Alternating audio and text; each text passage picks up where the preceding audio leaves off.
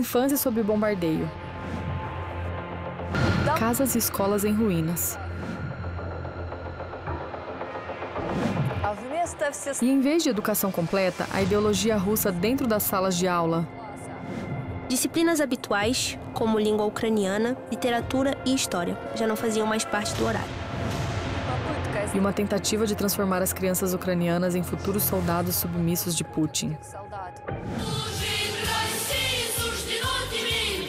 Agora, lá tudo é propaganda. No que os ocupantes transformaram a educação e a formação nos territórios ocupados, quais métodos usam para envenenar mentes jovens e quais serão as consequências para toda uma geração. Assista na reportagem especial Doutrinação do Kremlin, o que ensinam as crianças ucranianas sob ocupação. Ao ocupar os territórios ucranianos, a Rússia concentrou todos os seus esforços em doutrinar crianças e jovens com sua ideologia. Os ocupantes destroem a identidade ucraniana, proibindo o uso da língua ucraniana e fechando o acesso à literatura, à história e às tradições culturais. Em vez disso, nas escolas são impostos os programas educacionais russos e, no tempo livre, as crianças são forçadas a participar de diversas organizações. Tudo isso para cultivar a lealdade ao regime russo e de ocupação.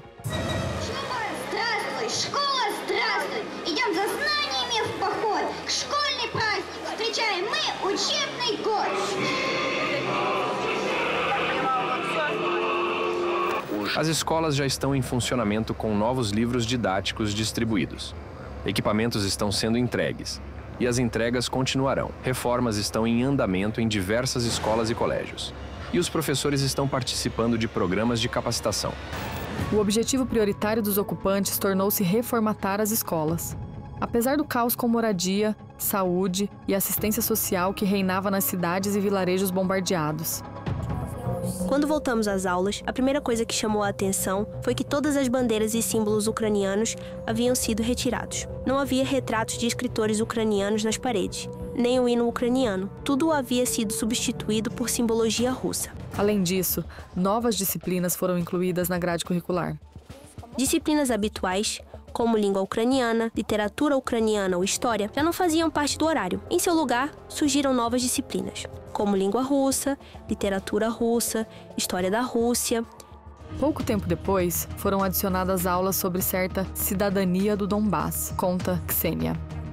Em todas essas aulas, repetiam a mesma coisa que na televisão, que a Ucrânia nos atacou, que está nos matando, enquanto os soldados russos supostamente salvam a população, que o Donbass sempre foi território tradicionalmente russo e agora para sempre fará parte da Rússia. Falavam sobre neonazistas, do Ocidente hostil. Ouvir tudo isso era revoltante. Para proteger a filha da propaganda russa, os pais de Ksenia a transferiram para o ensino à distância. Não era possível a criança deixar de frequentar a escola completamente. Isso era uma condição obrigatória das autoridades de ocupação. Pelo descumprimento, os pais poderiam ser levados, como se diz, para o porão, ou ter a intervenção dos órgãos de assistência social. Eu não queria mais ir à escola porque lá havia uma propaganda muito intensa.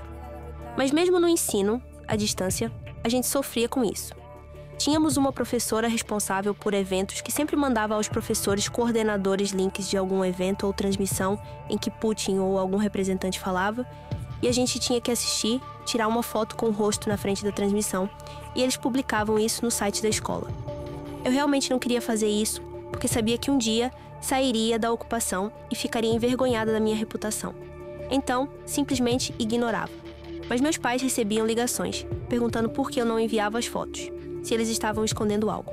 A participação em todas as atividades relacionadas aos feriados soviéticos e russos também era obrigatória. Dedicam até mais tempo a isso do que aos próprios estudos. Na escola comemorávamos todos os feriados russos. Dia da Constituição da Rússia, Dia da Memória, Dia da Rússia. Os ocupantes se preparavam especialmente para o 9 de maio. Aprendíamos canções soviéticas, poemas difíceis de entender, nos faziam usar fitas de São Jorge, colocávamos flores em túmulos coletivos e nos contavam que foram os russos que venceram a Segunda Guerra Mundial.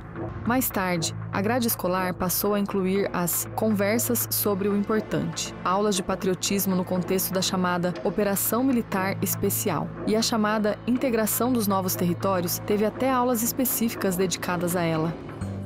Essa era a primeira aula das segundas-feiras. uma aula importante e obrigatória. Primeiro, tocavam um hino que deveríamos decorar e cantar, e depois vinha a própria aula. No começo, a professora coordenadora nos obrigava a participar das aulas. Ela mostrava apresentações sobre alguns eventos na Rússia, o que acontecia no front, algo sobre Putin.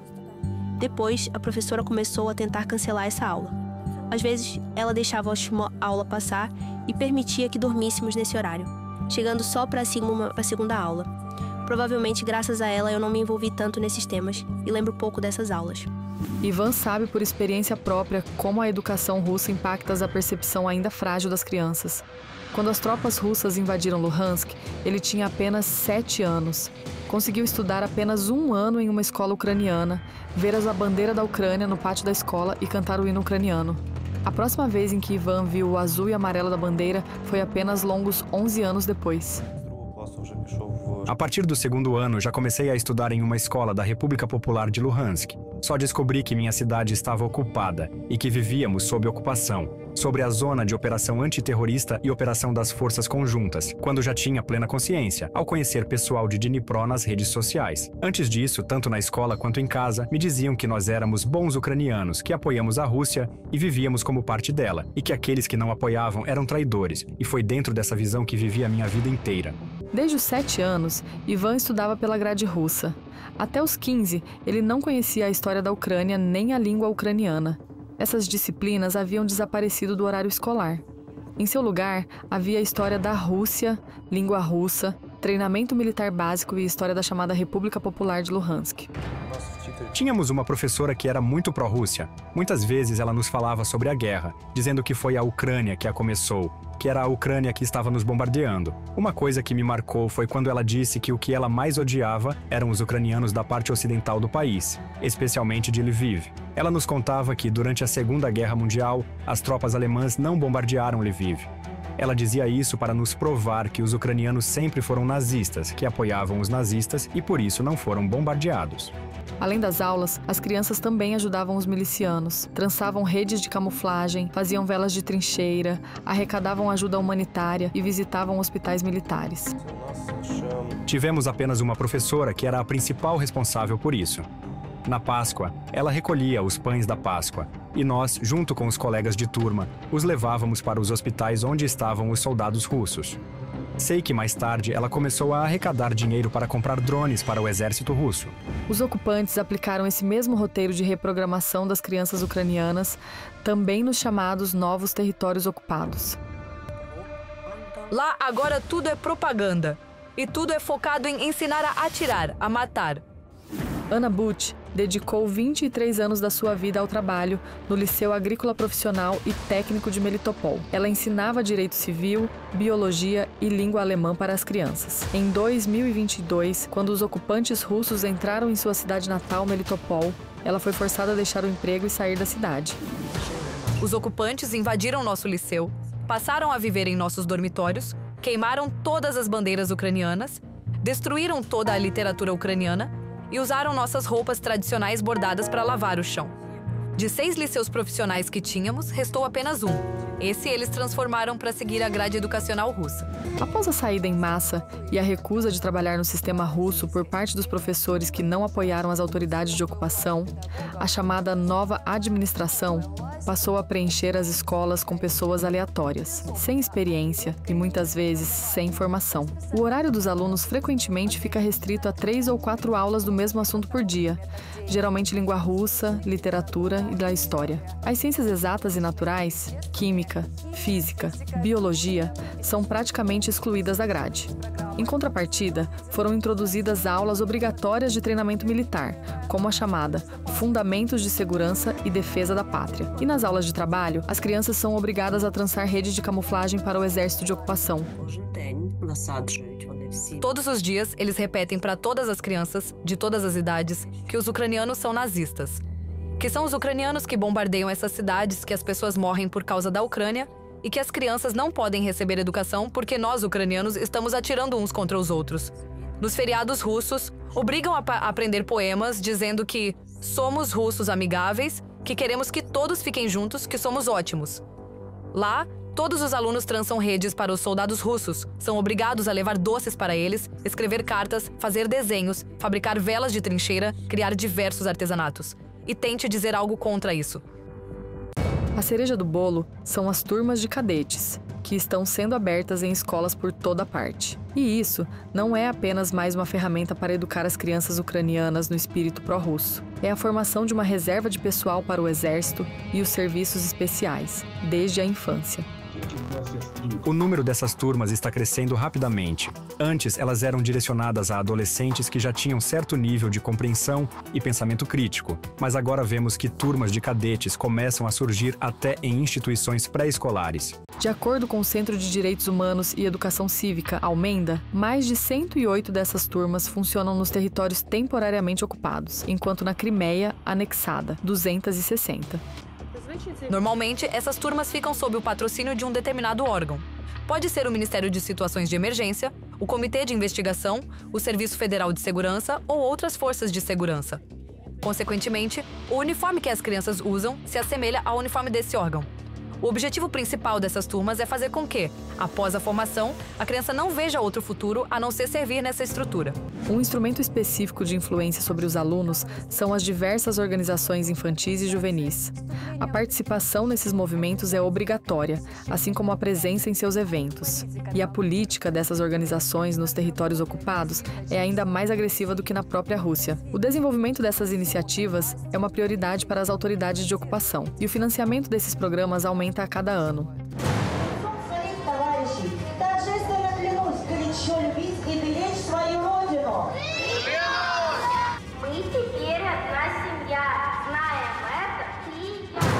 Orliata Rossi, Águiazinhas da Rússia, é um movimento infantil criado em 2021 no território russo. Após a ocupação dos territórios ucranianos, suas filiais surgiram em todas as regiões capturadas. De acordo com o Centro Almenda, o número de crianças envolvidas chega a 50 mil.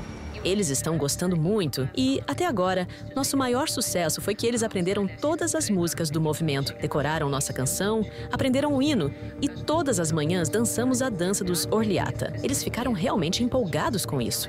O movimento é direcionado para alunos do 1º ao 4º ano do ensino fundamental. É o primeiro degrau na formação do jovem putinista. Orliata é algo parecido com Oktyabriata, da época soviética, criado para introduzir nas crianças algum senso de responsabilidade social e começar a moldá-las ideologicamente. As crianças aprendem a coletar sucata, participam de várias aulas ideológicas, visitam o Museu da Guarda Jovem e ouvem histórias sobre os heróis da Operação Militar Especial. É uma espécie de pré-processamento ideológico. Com canções vibrantes.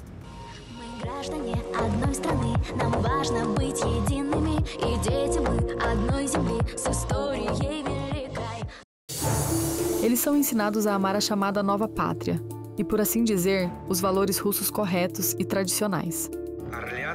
Orliata é uma forma de envolver os alunos em uma grande causa e na educação patriótica, além de formar jovens líderes desde a infância.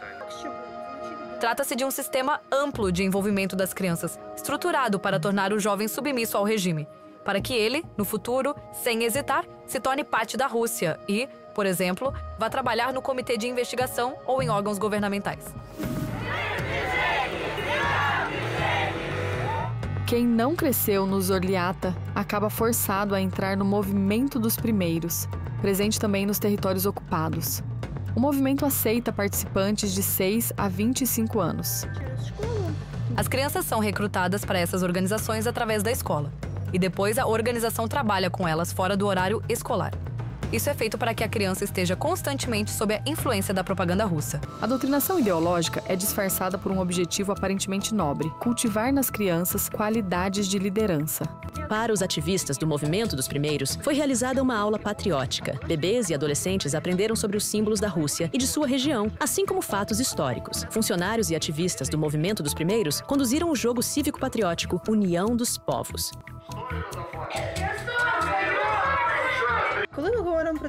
Quando falamos do movimento dos primeiros, eles trabalham diretamente com a consciência das crianças, focando na doutrinação política. Tentam impor uma identidade russa, mas fazem isso de forma sutil. Por exemplo, parece que as crianças estão apenas participando de um clube de literatura, clube de cinema, voluntariado, excursões, ações ambientais, viagens a fóruns, atividades aparentemente inofensivas. Mas é justamente nesse tempo aparentemente inocente que eles transmitem narrativas pró-Rússia, como a negação da existência da Ucrânia e do sentimento ucraniano. A ideia de que os territórios ocupados são regiões históricas da Rússia, que estão defendendo seu povo e que nunca participam de conflitos armados. Por conta dessa abordagem mais profunda e dissimulada, esse movimento é o mais perigoso.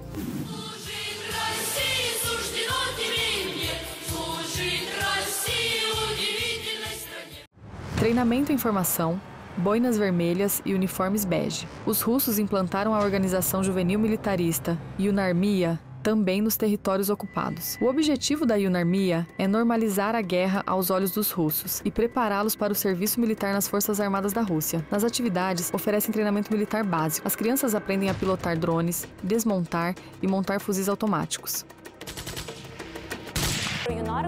Yunarmia é um movimento especial, completamente militarizado, cujo objetivo, quase estratégico, é ensinar as crianças a usar todos os tipos de armas.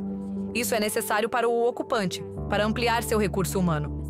Uma parte das crianças seguirá diretamente para o serviço nas Forças Armadas da Rússia.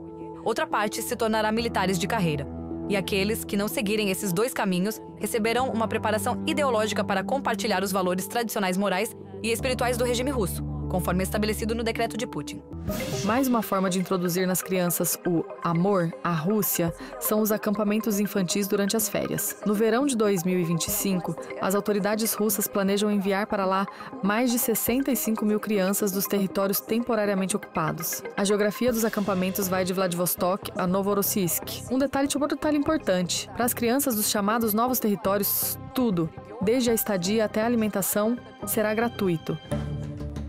Os acampamentos russos adotaram a estratégia de reeducação da União Soviética, quando essas instituições eram criadas propositalmente para retirar a criança de seu ambiente habitual, colocá-la em um ambiente de doutrinação, reeducá-la, moldá-la de acordo com os interesses do regime e devolvê-la à família, na qual ela própria passava a reeducar os pais. Até hoje, a nossa organização documentou mais de 100 dessas instituições, para onde crianças dos territórios ocupados são levadas sistematicamente.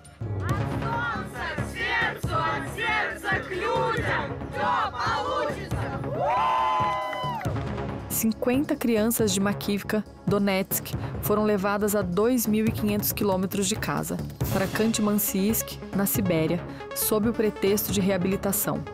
A mesma Sibéria que, no passado, abrigou os campos do Gulag. Eu estou fazendo tudo aqui pela primeira vez. Por exemplo, aqui eles dão até coquetéis de oxigênio, tem várias atividades e brincadeiras novas. Além das brincadeiras, também realizaram as chamadas aulas de coragem com a participação de criminosos de guerra. Sob essa atenciosa supervisão, as crianças aprendiam a prestar primeiros socorros, desmontar fuzis e operar drones. Aqui a gente desmontou fuzis, atirou em alvos, jogou laser tag. Eu fiz muitos amigos.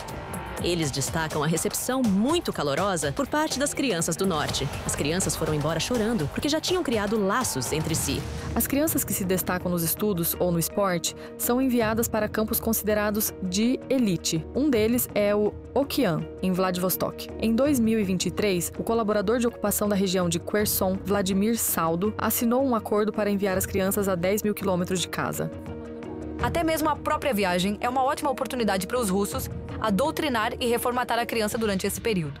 O foco do campo está na participação em programas educacionais especiais, com elementos de educação militar patriótica. E também em encontros com representantes do governo, que atraem os adolescentes com histórias sobre as vantagens de estudar na Rússia, especialmente em sua região do Extremo Oriente. Vamos mostrar como está estruturada na educação básica e profissional em nosso país.